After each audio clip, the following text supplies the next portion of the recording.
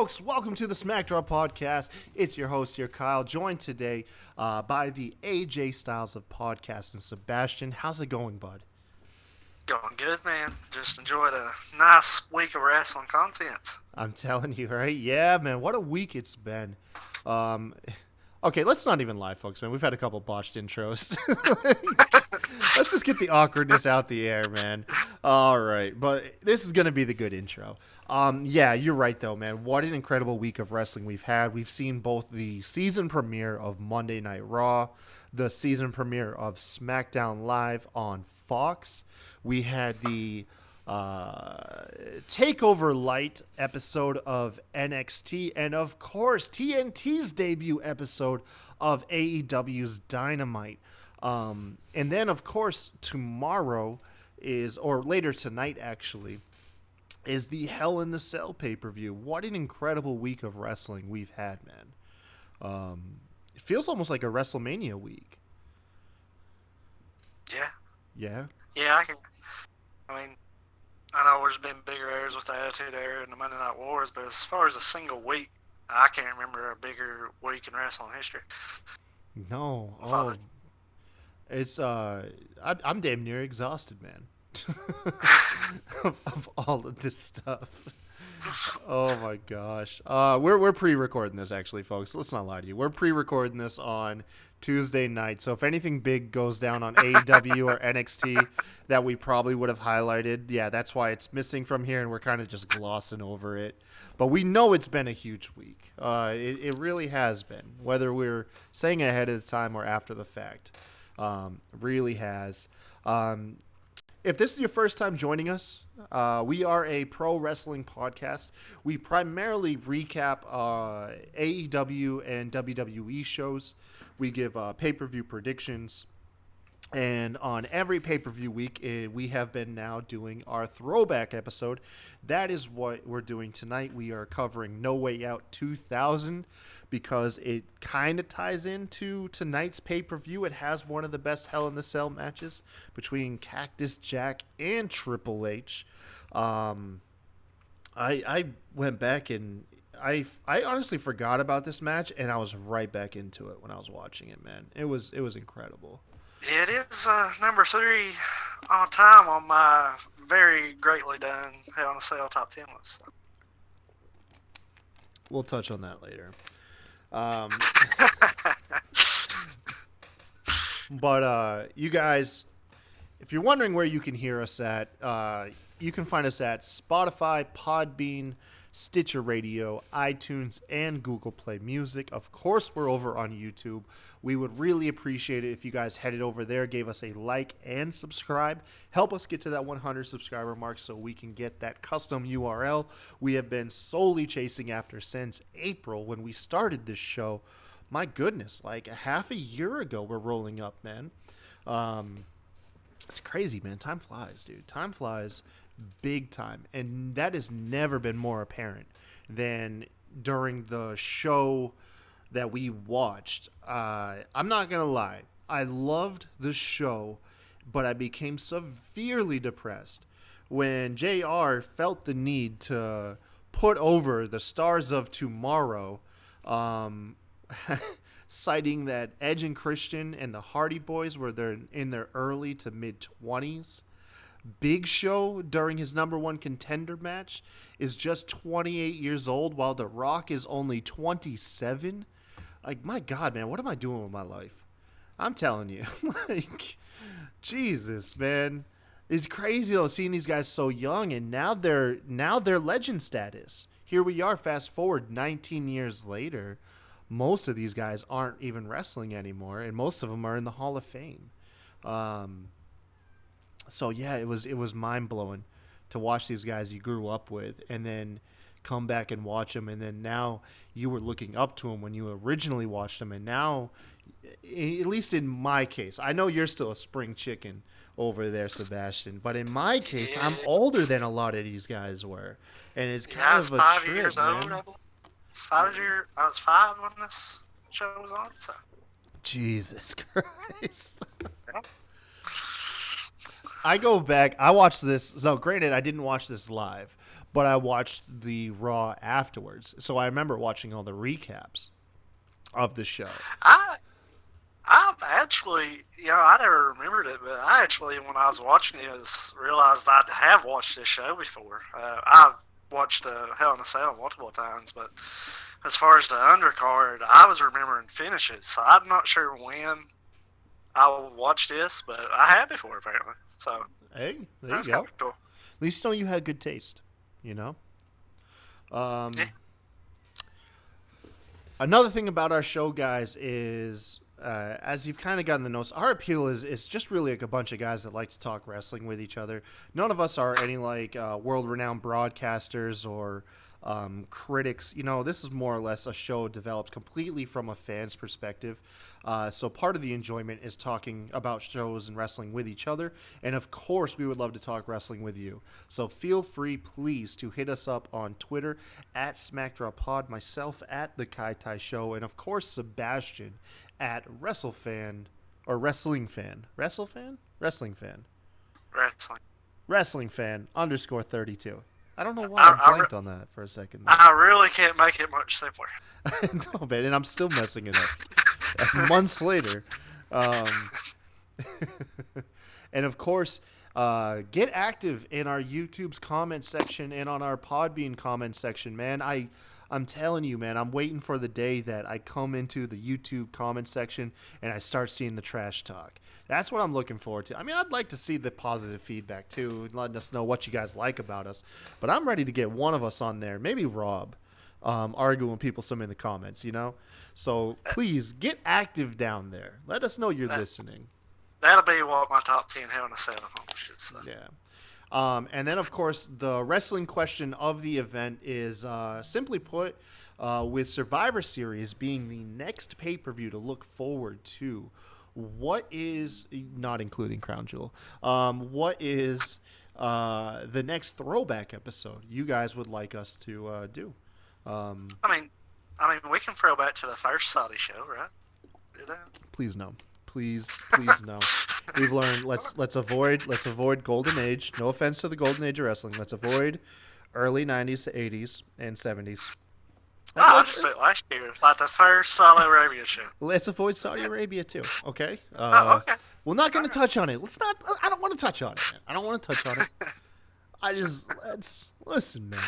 Attitude Era, ruthless aggression. That throwback period right there. Find something that clicks with you. Let us know in the comments what you would like us to cover. Boy, all right, Sebastian. Enough of you messing me up, man. Let's get into tonight's show.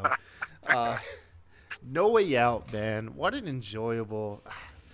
I'm glad I have you, man. You pick the good shows, excluding Clash of Champions 1988. But you picked the fans picked that one. All right. You didn't give them much to work with. Just putting it out there, you didn't give them much to work with, okay? I did. I even threw out there Sting's last match in WWE, and it was, oh, my God. I don't know. They like their 80s wrestling. It'll be the last time it's an option, so we won't have to worry about it again. That's the very last time. Oh, my gosh. No Way Out, man. A couple things that it's nice to go back and see a pay-per-view that took place almost 20 years ago and compare it to today, and a couple of things that stand out. First thing is WWE has stayed consistent over the decades with their promo packages. I've always said that they know how to build a good quality promo package to get you hype for almost any show, and this event was no exception. It pretty much was Mick Foley giving a backstage interview saying that his dream has always been to headline WrestleMania, and he has to get through a retirement match in a Hell in a Cell of all match types with Triple H to achieve that dream, to win the World Championship and to headline WrestleMania. And it instantly hooked you in because Mick Foley at the time, if you're not familiar, Seb, although I'm sure you are, Mick Foley was kind of like the Bayley archetype. He was a heavy pro wrestling fan that kind of just did it his own way and found his way into pro wrestling.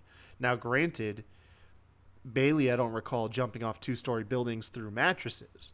Okay, but they were both heavy fans coming into the business, and so you're instantly invested, man, in the story, instantly.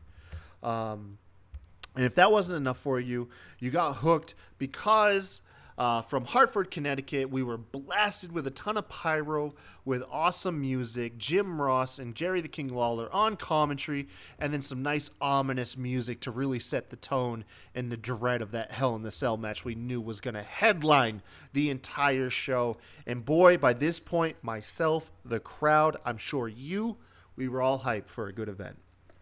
I was. Yeah, man. A custom set. I've always been a sucker for custom sets with WWE now having separate stages for Raw and SmackDown and not the same one for both. I really hope that's what we start to get. Me too, man. Pay-per-views, give them custom sets. Make them feel special. Make them feel special. Give the hooks, the swinging hooks, back to Backlash. Do that. Do that now, Yeah. actually. Do that I always right like away now. Backlashes, man. Backlashes and SummerSlam's custom sets. I think those are my favorites. Yeah, absolutely. So,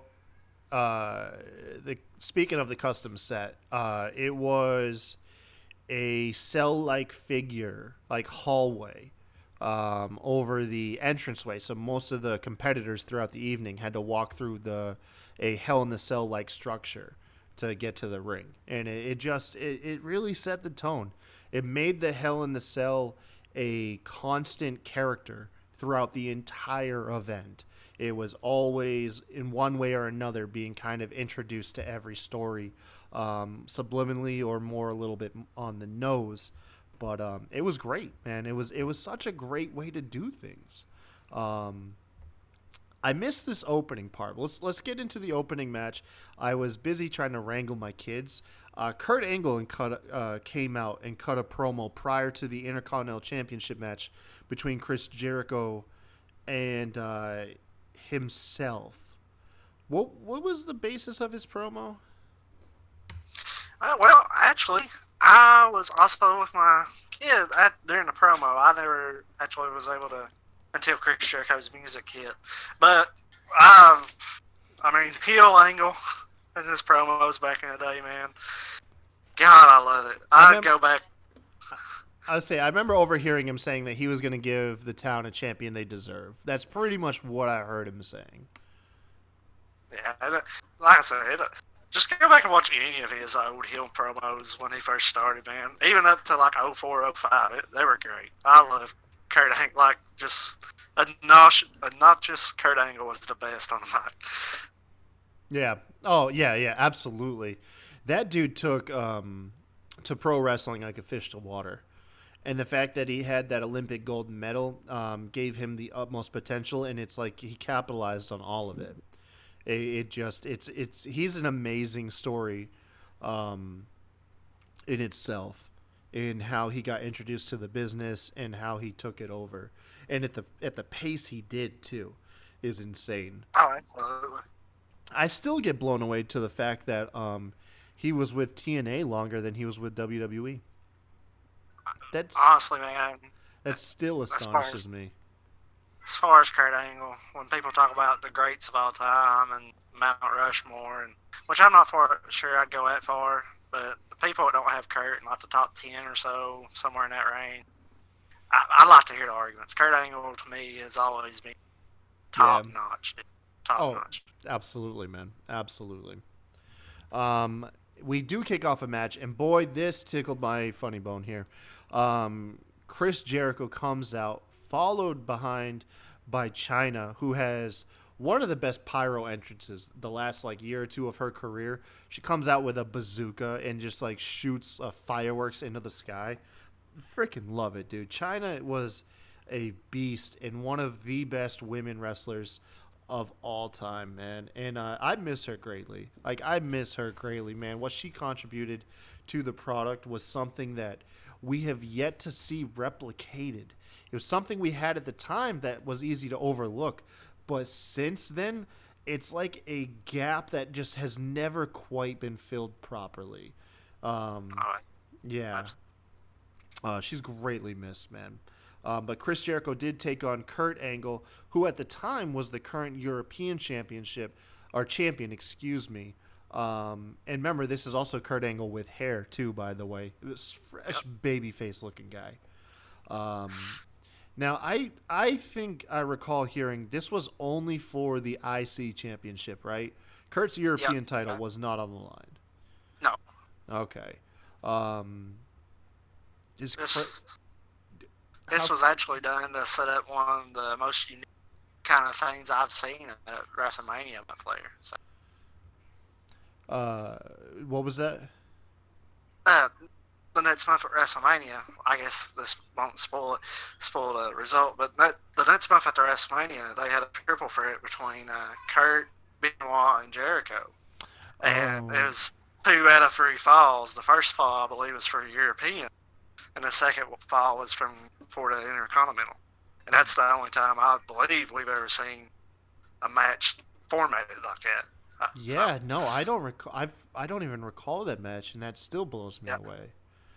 yeah, Um, what else blows me away is how insanely over Chris Jericho was. I mean, really, it shouldn't surprise me, but just seeing him that young and the crowd firmly behind him, and knowing that he is our current AEW World Champion almost 20 years later, man, is nuts. It's so nuts.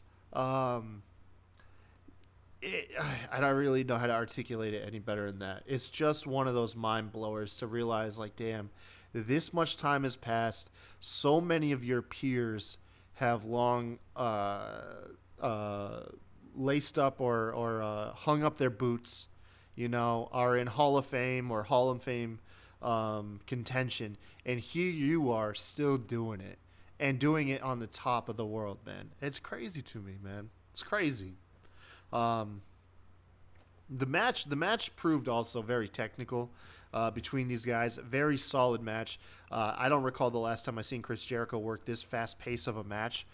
Which, if anyone's gonna make you work at a high rate, it's gonna be Kurt Angle. The match culminated with Kurt Angle taking a shot at China. She ducks it, but Jericho pushes Angle into China inadvertently. She hits the steps while the ref is trying to take care of her.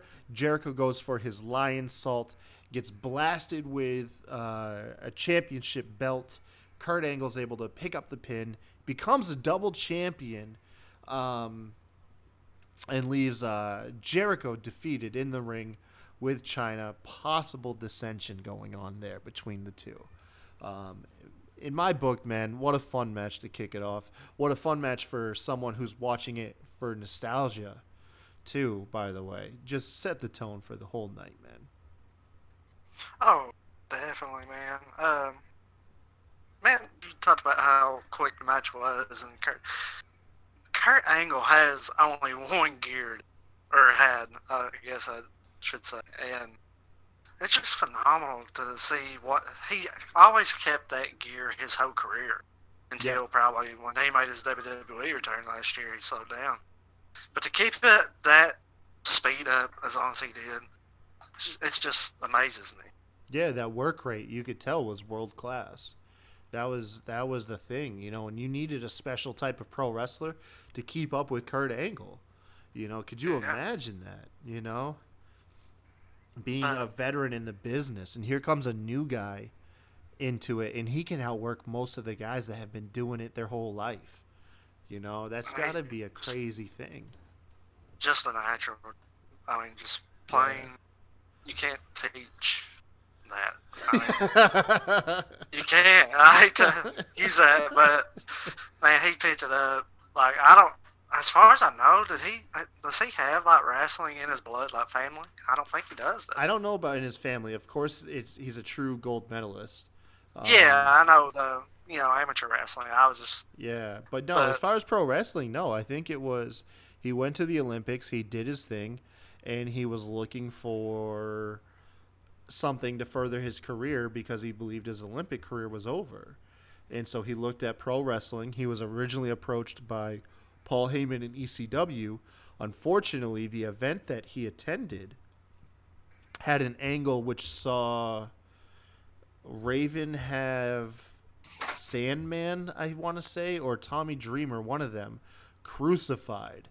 And the religious overtones and all of that, Kurt Angle was like, F this, don't show any footage of me being here, I'm out. And so if it wasn't for that over-the-top controversial act that took place, Kurt Angle actually was set up to be an ECW guy before WWE. And it actually took WWE 2 times to get him. Yeah. I don't know if you heard that story. First time he was approached, yeah, I guess this kind of answered my question about the family background. But he told him that he wouldn't want to lose. He did not want to lose if he came, and that's what took a little longer for him to get signed. You could hear Bruce Pritchard or JR talk about that in their podcast. But as far as this match, man, it was really good, really quick, quick pace. Chris Jericho hit a line saw off the steel steps on the outside. Yeah, and he kicked Kurt Angle square in the face when he did it. He Oh my did. god, dude. Oh. I remember one sequence where they went for Irish whip, and like without missing a beat, somehow Kurt and it wasn't like a missed clothesline into a German like you usually see. Like Kurt Irish whip Jericho stopped just right on the dime for a German itself. I thought that was real cool. Yeah, there were a couple moves peppered in here throughout the night over the course of several of the matches that caught my eye because they don't really fit the modern day WWE style formula. Yeah. Yeah, so that was pretty cool. But this match was really good. I definitely recommend checking it out. I'm not a big fan. Like I did like the finish, the line saw, and then getting hit in the head with the belt the way he did. But China being portrayed as such a badass the way she was, I wasn't a big fan of her going down like that. Because it wasn't like the Divas era where they just didn't take bumps. You know what I mean? China did it like one of the boys. Yeah, that's what I'm saying. So it felt kind of weird seeing China just bump into the ring post and go down like that. I don't know. I wasn't a big fan of that. That was really my only complaint, man. This match was really good, really entertaining. Yeah, it really was. Followed it up with New Age Outlaws taking on the Dudley Boys. I was reminded of the era. This was one of the first things that reminded me of the era that we were working with, because Bubba Ray still had his like slow Southern style accent, ditched the stutter by this point, but still wasn't talking like his normal New York self. You know, like he's a guy from New York, and but he has a Southern accent, which I remember was like, oh yeah, that's early Dudley Boys. The New Age Outlaws and the Dudley Boys, they have a hell of a match. At one point, I want to say it was Bubba took a lead pipe to Billy Gunn's shoulder, taking him out of the match, allowing the Dudley Boys eventually to pick up the win with a 3D, I want to say. And it was the second title change of the night. This match to me was kind of like slow for me to start. But man, it led into like from here going forward, the night just like stuck on the gas and never let off, in my opinion. Yeah, they really, like you said, started off slow. There wasn't really much to like break down in the match, but it's a nice tone for us now, I guess. Back to back shenanigans to start the show. Maybe. I mean, it depends on what you think about that kind of stuff. But I didn't hate it because, you know what, I think it was in the overall scheme of things, it was nice to get those out of the way, because like I said, from that point forward, I felt like every match was super engaging for one reason or another. yeah, Even the follow-up match, which saw Viscera, who was fresh after giving splash to Mae Young, who's just shy of 77 years old. Um, Yeah, this was a match that happened. this. Now listen, this is the precursor to what led the famous miscarriage angle between Mark Henry and Mae Young, who, when she gave birth to the infamous hand, this was the precursor to that. Um, oh Yeah. God, I'm almost gagging thinking about it. Uh, I found it really ironic, though. A few years after this, Vizera would turn into kind of like sexual chocolate in a Yeah, way. yeah. It's weird So how I that thought that they was gave weird. that persona. But yeah, this match is, it happened. And I like during the match because they built it on the aggression of Mark Henry defending his girl. It's just comical that she's 77 years old. When the match finally does take place, these guys are just like two giant behemoths just wailing on each other. And I love that even back in year 2000, Dave Meltzer's star system was yeah, controversial. JR. Yeah, Yeah, he brought that up. JR jokes about this ain't going to score high on the star system.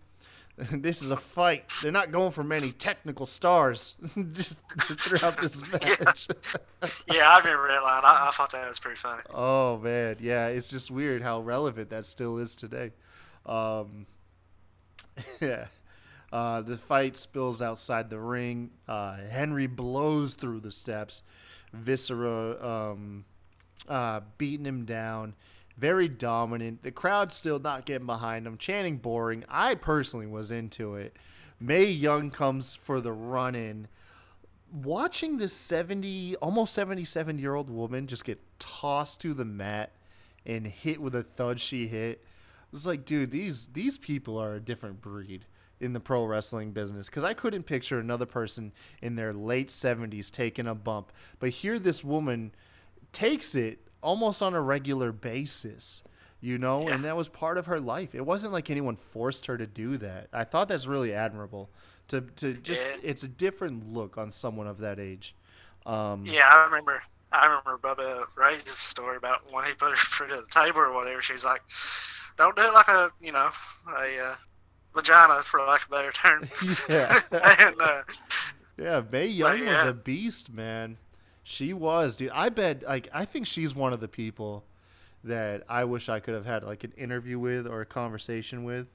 Um, just her at the end of her career, like, in this attitude era, because I bet she would blow away every stereotype you have of someone who's old.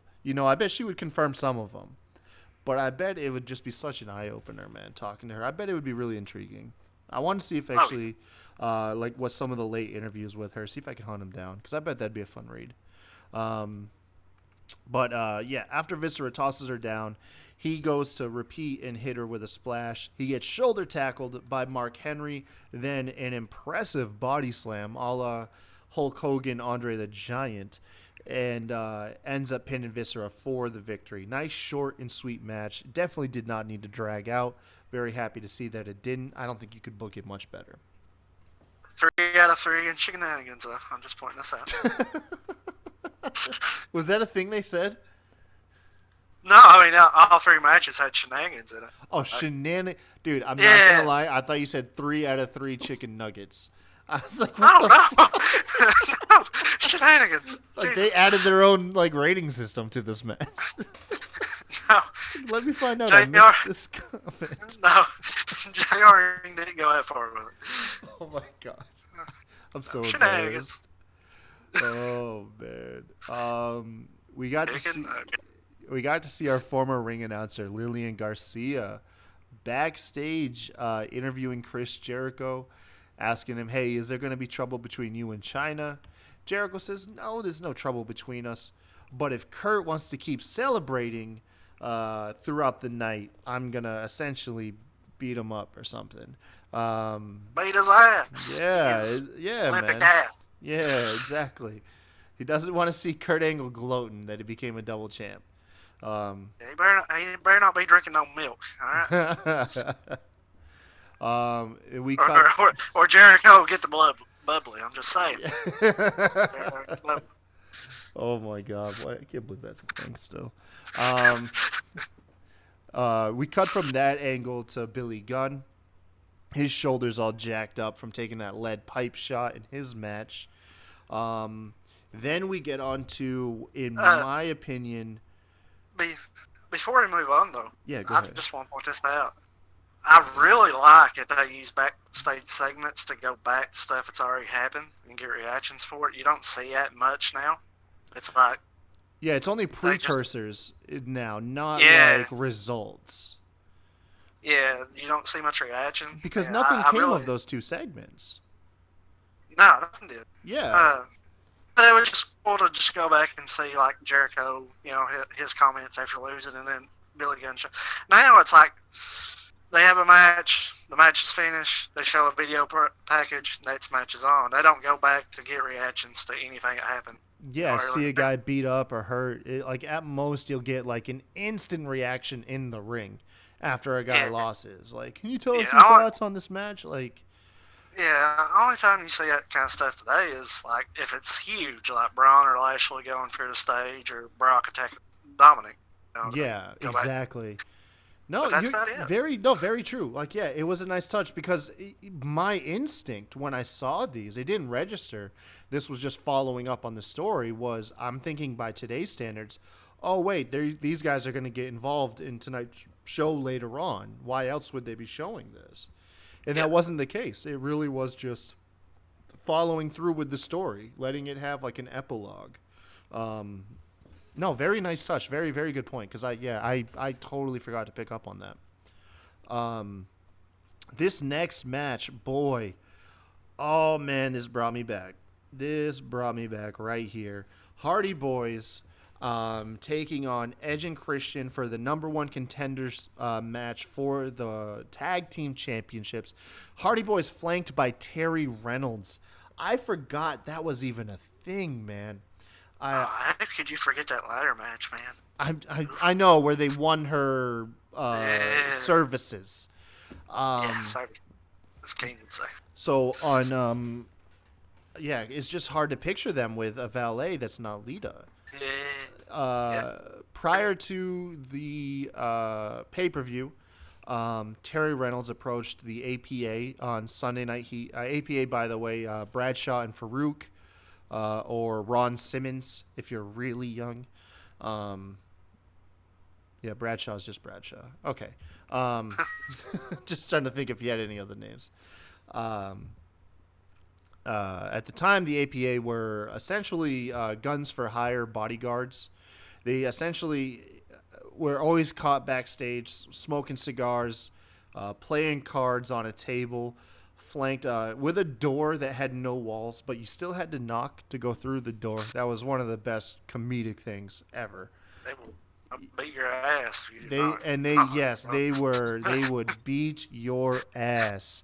That is one of the truest things. Oh man, the APA were amazing. It's crazy to think how loved Bradshaw was at one point to how cold everyone turned on him at the end of his career, whether it be due to his character or like the backstage rumblings. But That's Bradshaw that's was a beloved superstar for years, what man. happens, man, when you turn rich. People hate That's you. true. That's very true, man. Anyways, yeah. Terry Reynolds hired them, not to take on like beat up Edge and Christian, but just in case the Dudley Boys appeared because they had previously put her through a table. And then the last thing, precursor for this match that you need to know is we are in prime pervert Jerry the King Lawler. Oh boy. Yeah, well, he sure was. Let's bring it up. Let's just get it out the way. He's going full on with the puppies comment. He's whistling at Terry. Hardy Boys take their shirt off during the match. He's asking why she doesn't take her shirt off. Terry has the underboob shirt on. The underboob shirt, yep. Very tight crop top. You can see the lower end of the boobies. It's like just one of those things. It was easily the biggest thing. Like, oh yeah, this is what was going on during this time period too. This is something that I know Rob would be right at home hearing this stuff. Not that Rob's a perv. He just loves the Attitude Era, man. Hey, you can't blame him. That's on that. Yeah. And then I think the last thing to note, too, was APA. After the Edge and Christian come in through the crowd and the Hardy Boys are in the ring, APA make their entrance. And, man, did they not have one of the most badass entrance songs? Like, entrance music? Everything about the APA was badass. Yeah, man. That Like, music alone gets you ready to kick ass, man. I'm telling you. Like, I just. with which today it would be hard to, I guess, do something similar just because of the PG stuff. Uh, no alcohol and all that. Right. But man, it would be so fun just to see something similar to that now. I know. Instead of, like, on the Raw anniversary shows where it's just everybody, like, playing strip poker and stuff. Yeah. No, it really was. Their whole shtick was just one of the funnest things. Like I look back on that era, and that is one of the biggest highlights. Is their whole thing, the Acolyte Protection Agency? Man, that junk was awesome. And just as awesome as that was, so was this match.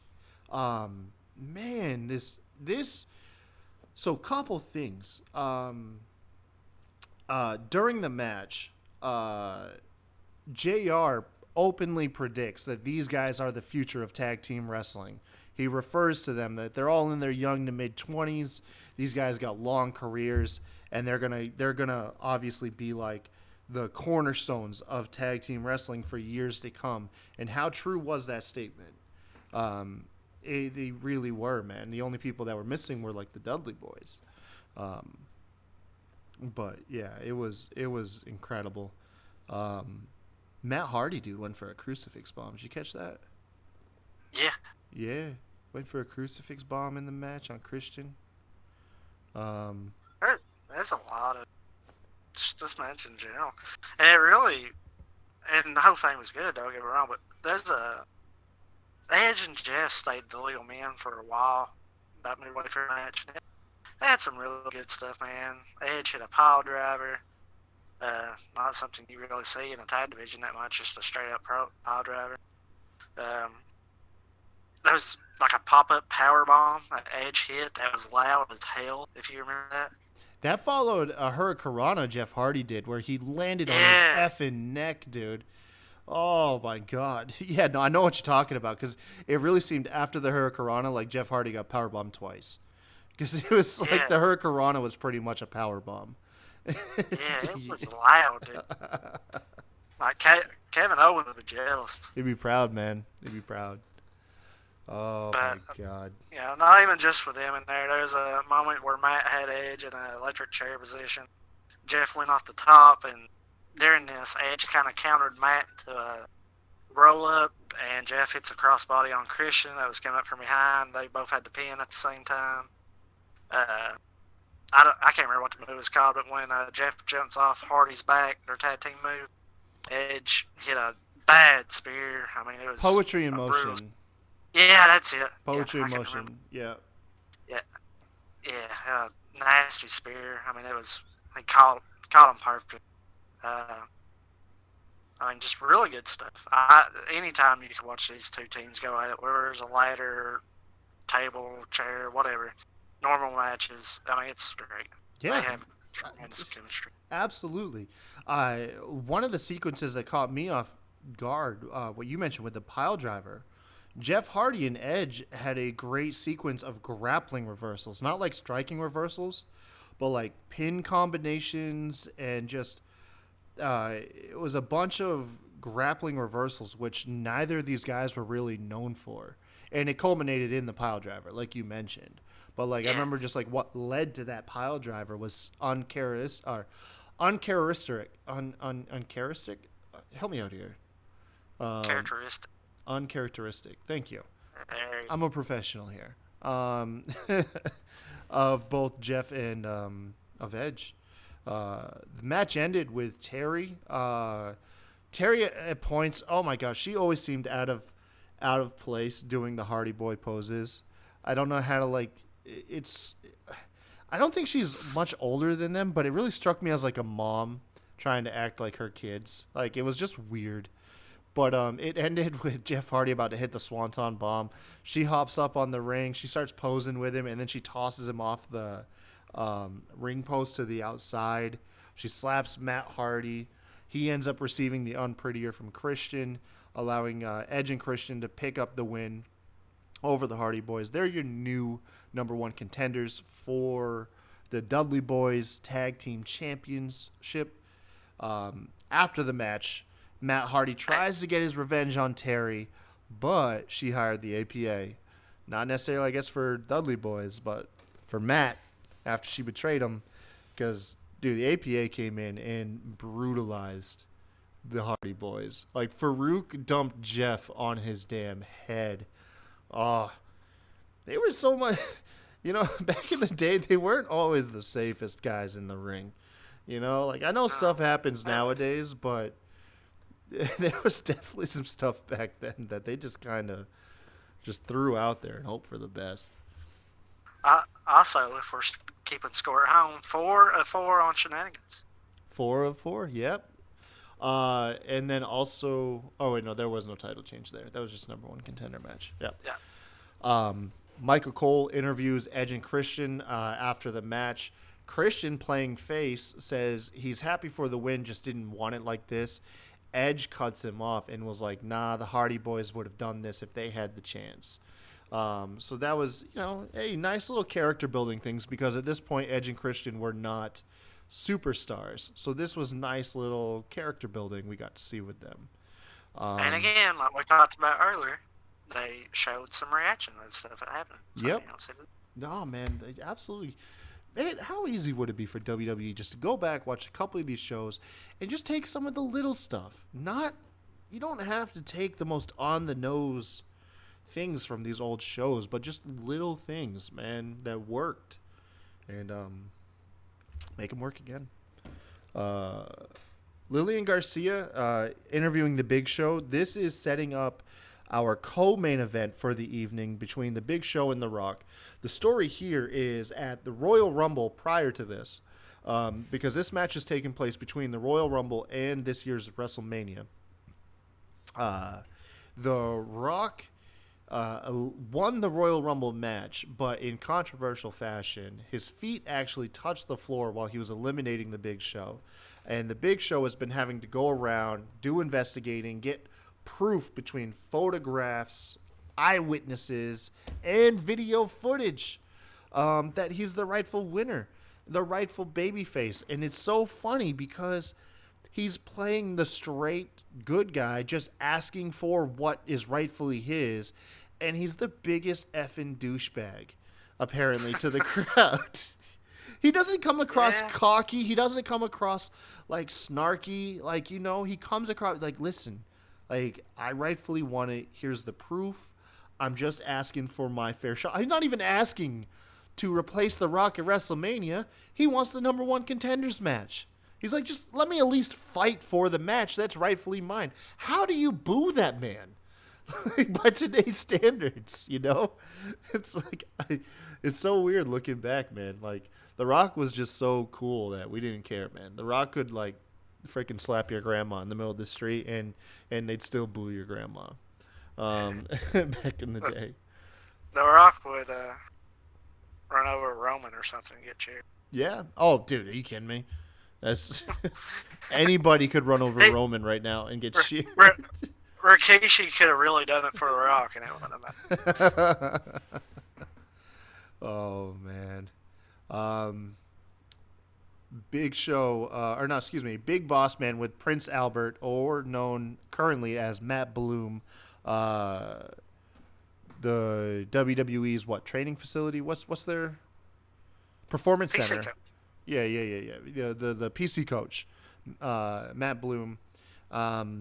Earlier in the night on Sunday Night Heat, they attacked Taz, setting up the match for Big Boss Man versus Taz.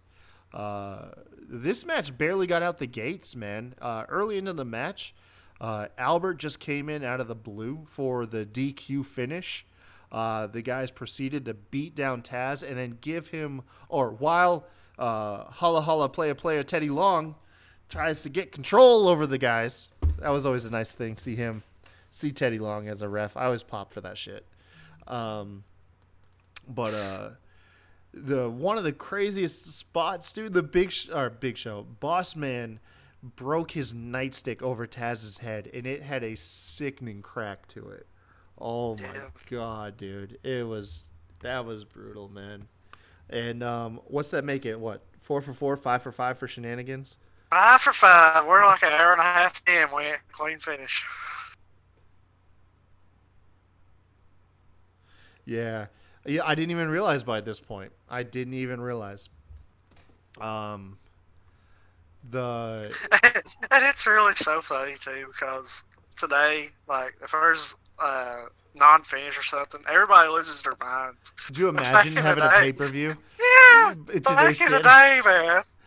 Like today, people are like, "Well, we didn't get it this much in Attitude Era. Go back and watch this show. Go back and watch No Way 2000. We're halfway through the event, and we haven't had a clean finish yet. Like, I think the only ones that didn't have a clean finish here in this show is the Hell in a Cell and the no DQ match we had earlier. And that's because it's not a disqualification. It's just like, no DQ. Oh my god. We haven't had a regular. I don't think this show had a regular match that had a clean finish. I mean, it just blows my mind thinking about it. Oh yeah. Well, yeah. Let's see what we get here. Kane versus X-Pac. This match right here was the first one that really struck my chords. I remember this. I remember this bond watching wrestling as a kid. Kane and X-Pac had befriended Kane, and he humanized the Big Red Machine. Kane started to show emotion, started to show caring, showing this side of him that we have not seen up until this point. That he's not a ruthless killer / monster. You know what I mean? There's a human under this whole thing. And it was heartbreaking when X-Pac turned on him. Not on top of that, stealing his girlfriend, Tori, who I struggled through the whole night not to refer to her as Tori Wilson, because it's not Tori Wilson. It's just Tori. But yeah, it was heartbreaking, man. I remember this. And these guys, Kane had a revenge story set up. Paul Bearer returned after being written off some time ago. Reignited the Killer in Kane. Kane won a handicap match between Triple H and the Big Show just to get a revenge match at X-Pac for this night's match. And I remember, dude, I was at the time, oh gosh, I am 12 years old. And I remember this was the first match where the ending just hurt me to my core because I was so invested in Kane getting his comeuppance and his revenge. And X-Pac still came out with the win. And this was the first. What a creative finish it was, though. Yeah, I'll give it that. Go ahead. Talk us through the match. I mean, it's no holds barred. It'd be crazy. We never seen one stay in the ring. They went up here to the stage, kind of used the hallway cell, as Kyle pointed out earlier. The trash can, I believe, was used up there. Was there any other weapon? The steps, of course. Yeah. I think it was it as far as weapons go. Paul Bearer got involved. That's the first time. Him and Tori went at it. Yeah, I've never seen Paul Bearer throw hands. I mean, it might be because I've just not watched a lot of the Attitude Era, but just the bigger things. But you could correct me if I'm wrong. He doesn't get physical very much. No, he does not, man. He's a soft human being. Tori gets a tombstone. Yep. And the finish ends. Yeah, Tori. They really packed a lot in this match with 8 minutes. They did. Tori tried to jump on Kane for the finish of the match, putting him in a sleeper. He's able to wrestle her over his shoulders to give her the tombstone. He picks up the stairs to strike X-Pac down, but X-Pac hits a drop kick. The stairs fall back onto Kane's face. X-Pac seizes the opportunity, jumps on Kane's chest while still holding the stairs down, pinning his face down, and he gets the victory. And I remember, Yeah. man, this got to me. Like, I was like, no, this is a robbery. Kane needs to win. How dare you? You broke my damn heart with this crap. And I really liked Kane's gear in this match, like the different colored gear he had. yeah, I really yeah, liked I those. agree with you too on that. But we're still at 5 for 5 because this match was no holds Shenanigans. barred. I can't call it shenanigans. It's no holds barred, so That's this one true. can't count. That's true. That's just very true. But we're still 5 for 5. We got a reminder that back in 2000, WWE had terrible merch as well because they advertised their "No Way Out" T-shirt, which was just like the poster on a white T-shirt with Triple H. Oh my gosh, pushing their bad merch. But I actually came out of that wanting that shirt. I think honestly, just to be ironic, I'm gonna try and hunt it down and get one. Maybe You can wear probably it. find it. See if I can get one. Wear it to like WrestleMania or something. You can probably find it. Yeah, probably. I'll probably find it. It's a big pay per view. It's a popular one. Uh, Backstage, Michael Cole yet again. Oh man, Michael Cole with frosted tips, dude. It's so weird picturing like seeing him this young, um, compared to nowadays. Like, oh, it's so weird. I love it though. I love every second of it. Um, he's interviewing the newly defected Radicals, Dean Malenko, Chris Benoit, Eddie Guerrero, Perry Saturn. They're fresh over from WCW. This, of course, is prior to WCW closing their doors down and the invasion angle. So this was the initial invasion of WCW guys jumping over to WWE. Prior to tonight's match, Eddie was quite literally squashed by Rikishi, got an injured shoulder for his efforts.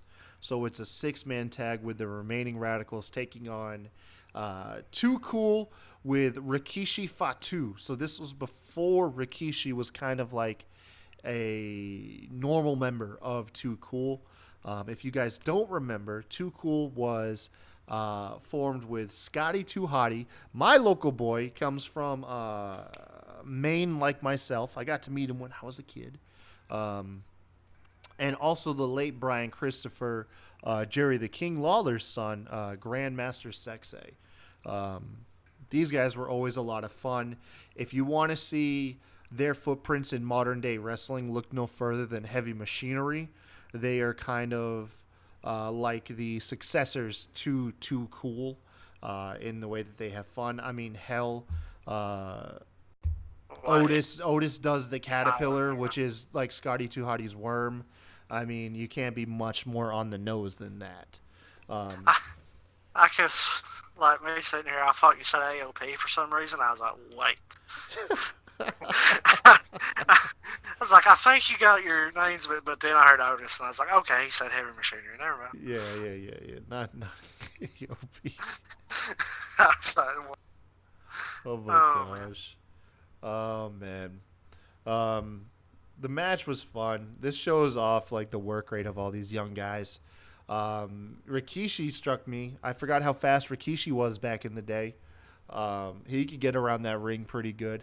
I like the fact that during the hot tag, Rikishi comes in and he starts dishing out right hands to everyone. He hits one to like Benoit, then he hits Saturn, and then he goes to throw one at Malenko. Like he feints one at Malenko, and without skipping a beat, Malenko just dove out the ring. He wanted no part of Rikishi.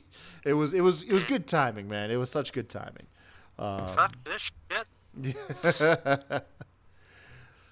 But no, this was a pretty good match. Or it was fine. I mean, I wouldn't say it was a great match, but it was a fine match. It was entertaining.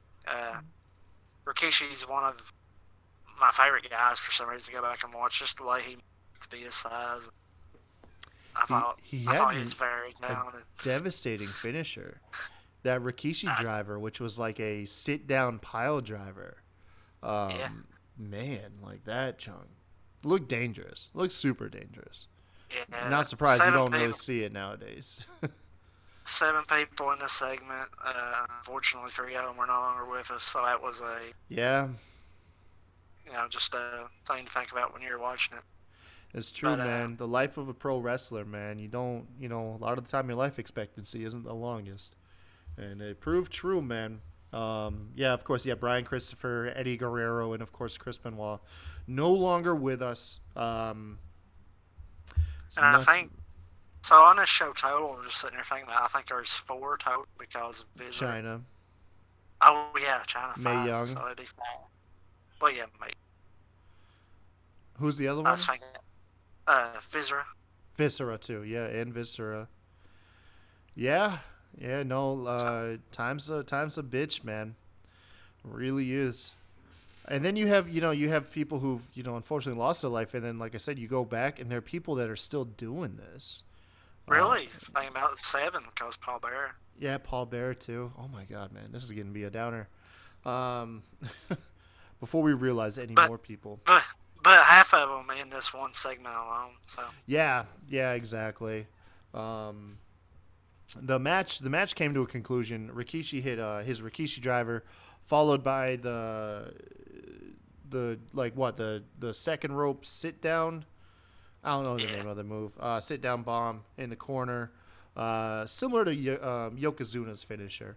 Um, giving Too Cool the win because these were WCW guys. There's no doubt they were going to lose, unfortunately. Afterwards, of course, Rikishi's. this this was the first match it didn't have shenanigans on it. That is very true. Yeah, because they took out, they handled Eddie Guerrero early. Yeah, yeah. When I said that, I didn't think about Eddie early, but yeah, I still count it as no shenanigans. So Yeah, yeah, Eddie said, finally. and he was like, "I'm here for moral support," and he pulls out a lead pipe. He's like, "Moral support." It was such a comical looking lead pipe too. I've never seen a lead pipe that looked like the one Eddie had. It looks so weird. I love Eddie, man. But my favorite Um, moment was the Grandmaster. He hit the hip hop drop, and then for some reason, I guess the ref was going to go for the count, even though they wouldn't illegal in. And then Chris Benoit comes in with the diving headbutt to break it yeah, up. I thought that was cool. yeah. Um, After the match, we got the glimpses of like one of the first times that Rikishi did the in-ring dancing with Too Cool, which later on went to be kind of like Rikishi's thing. It was almost like Rikishi was more known for the dancing than Too Cool was, which is nuts, because he was brought into their stable, not the other way around. Yeah. Kurt Angle is continuing to celebrate in the lobby.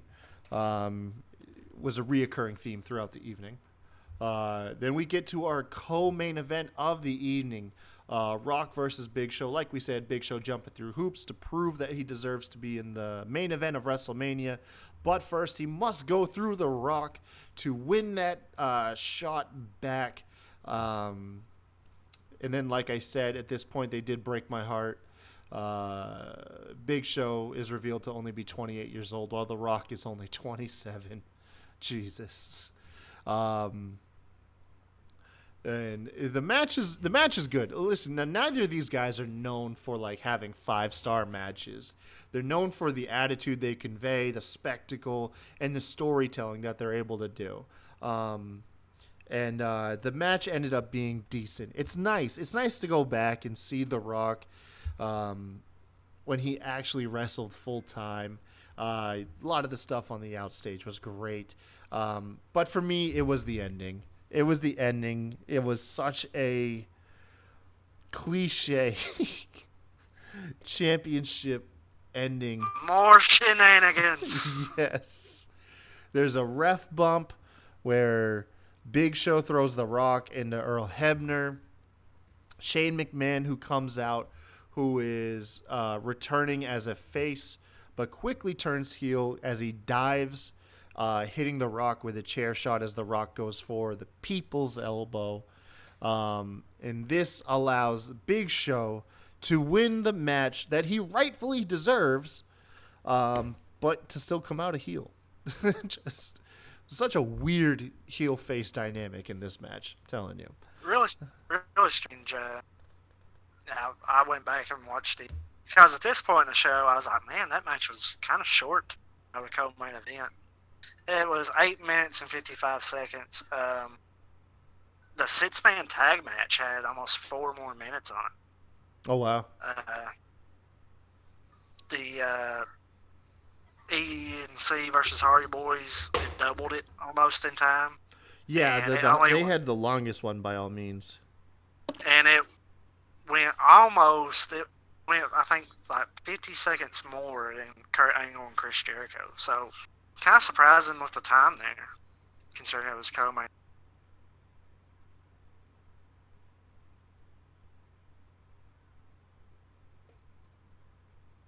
Yeah.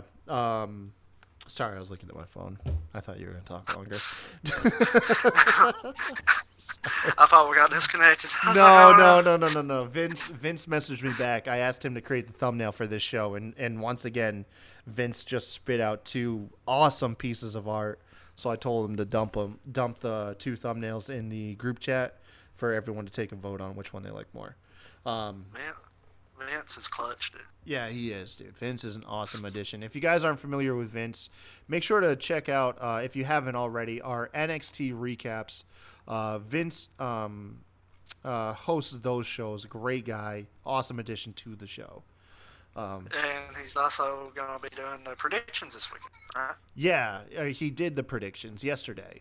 Yeah. It's not like we pre-taped this on Tuesday. But well, you already told him we did earlier. I forget, man. This is like our 3rd take. Okay, look, I forget what has worked and what got cut and what's actually in the show by this point. Oh man, let's just get to our main event. This is obviously the thing that the whole reason why we covered this pay-per-view. The Hell in the Cell match between Cactus Jack versus Triple H, WWF World Championship on the line. If Cactus Jack loses, he retires. This match was brutal, man.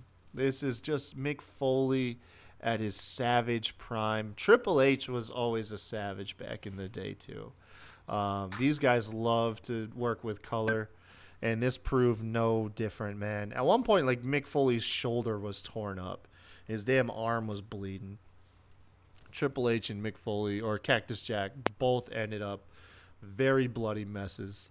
The lot of the story was Mick or Cactus Jack trying to get out the cell because he wanted to take the fight to the top of the cell. I'm assuming because he's known for it from the King of the Ring appearance he had with The Undertaker. At one point, Foley picks up the steel steps, throws them at Triple H. They bust through the cell. This allows the guys to escape the cell, fight on the outside.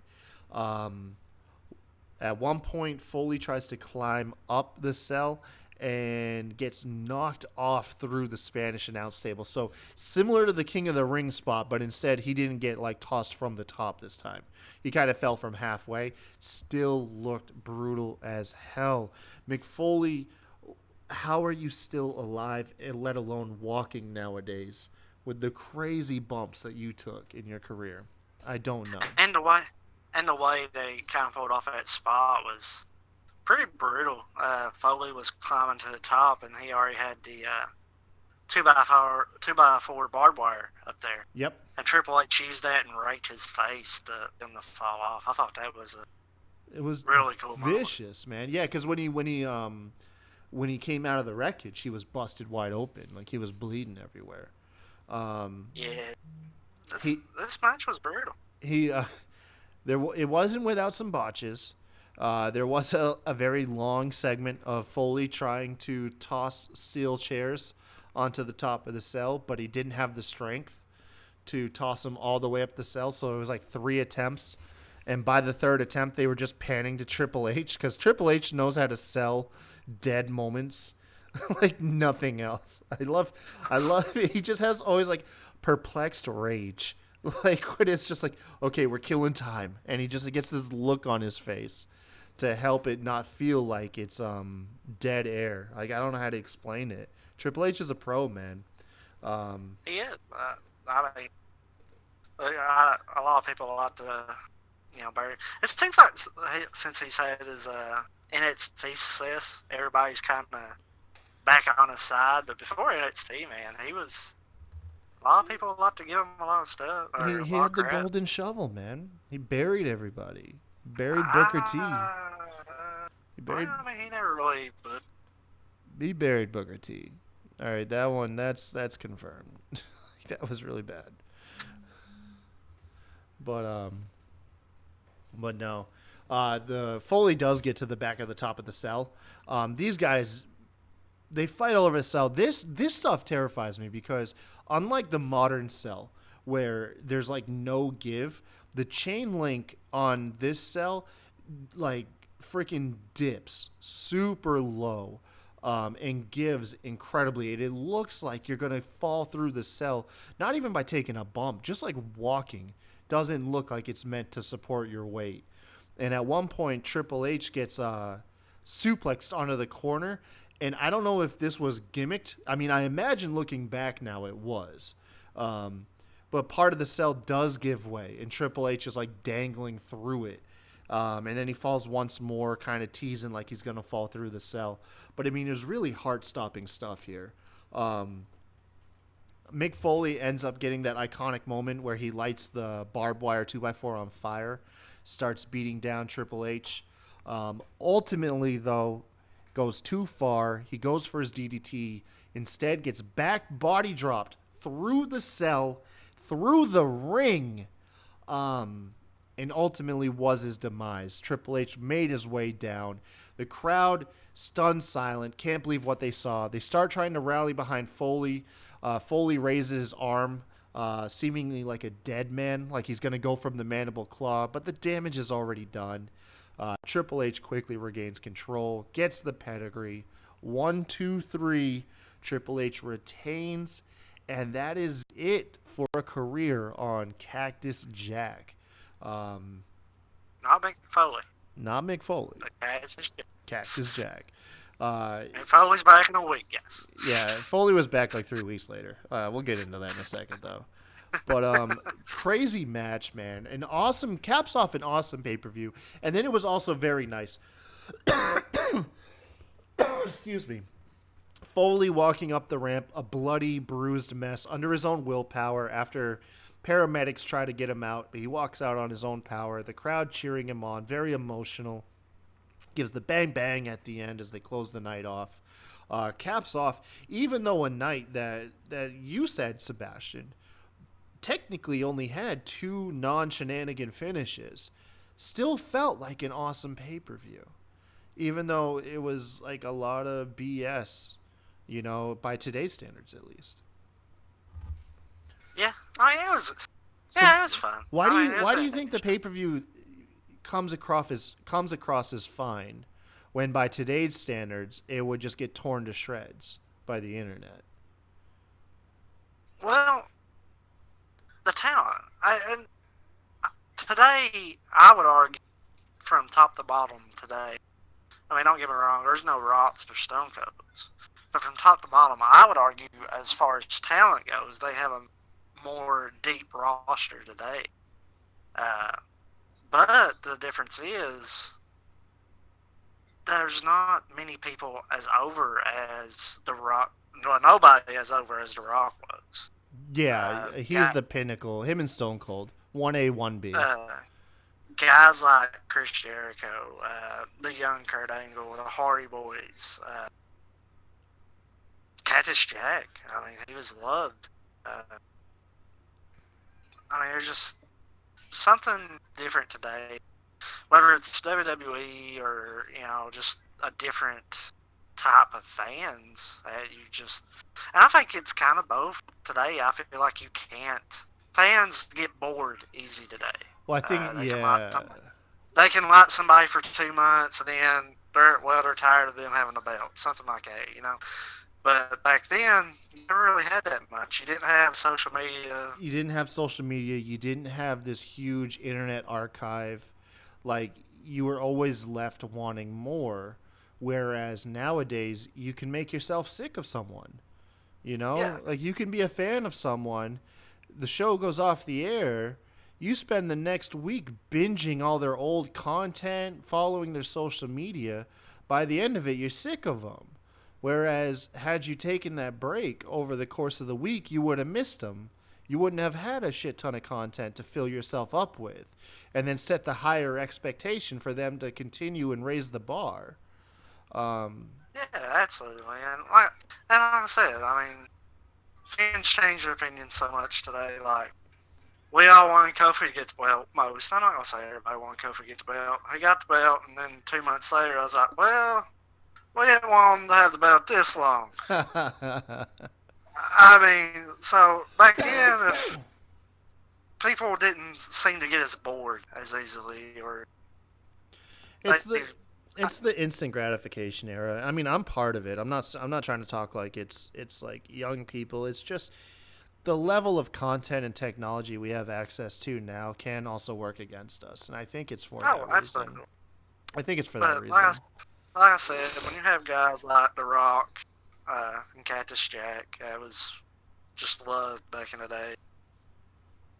Jeff Hardy and Matt Hardy and Christian and Edge. And don't get me wrong, Edge and Christian were booed. They were heels, but at the end of the day, everybody knew they was a great talent. Chris Jericho, Kurt Angle, you had China, you had guys. I mean, he wasn't on the show wrestling, but when AD was out there, the fans were digging it, you know? I mean, Yeah. the fans were into the.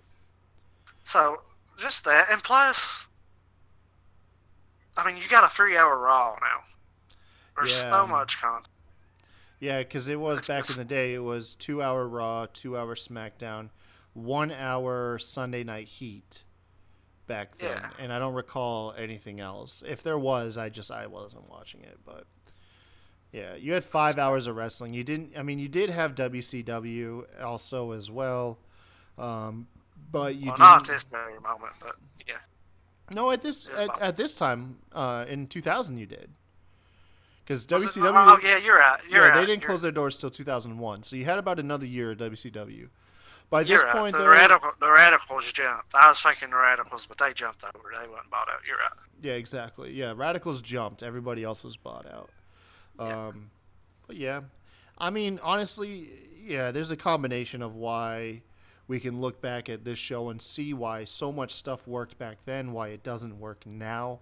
But ultimately, I think really it was an enjoyable show.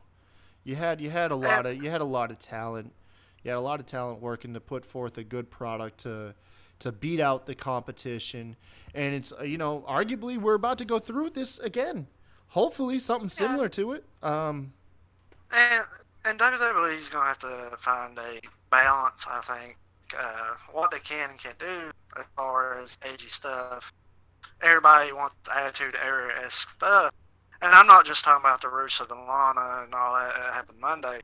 But it seems like here lately, every time they've tried something more edgy, people's kind of crapped on it. So fans got to make their mind. If you want Attitude Era-like stuff, then, you know what I mean? So Yeah. they got to find a balance of stuff they can make work today and what they can't, but still trying to find the edginess to them.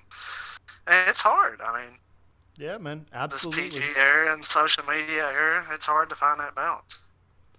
Well, you guys drop us like and subscribe. Hit us up on Twitter.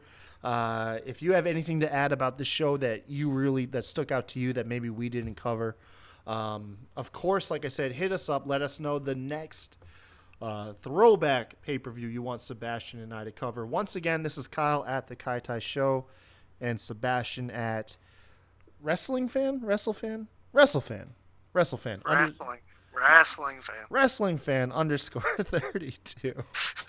Wishing you guys, man, y'all have a great night. Make sure to check out our episode tomorrow when we cover Hell in the Cell pay-per-view. Have a nice day!